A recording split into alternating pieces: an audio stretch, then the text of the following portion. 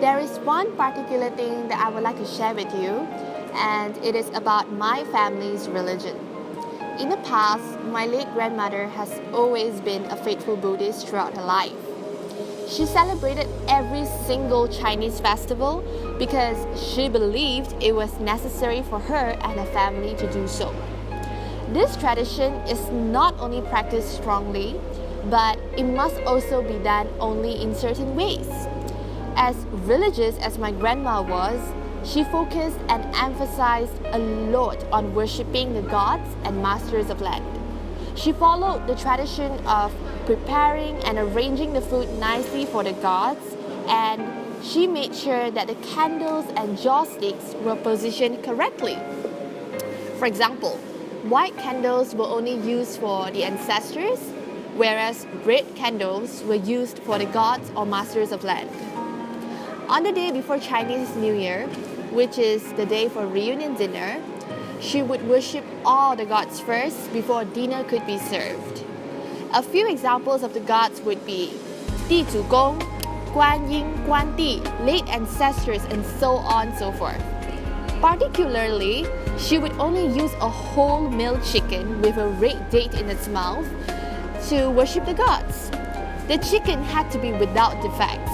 Oh, using a duck to worship was a definite no-no.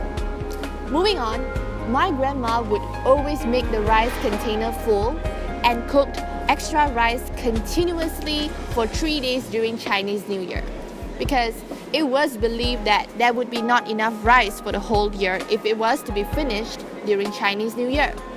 How sad. Moreover, she would go to temples to spin the wheel. It was believed that she would spin the bad luck away and usher in the good one.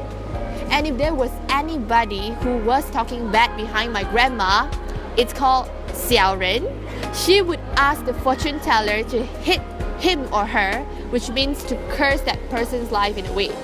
Well, it is a tradition.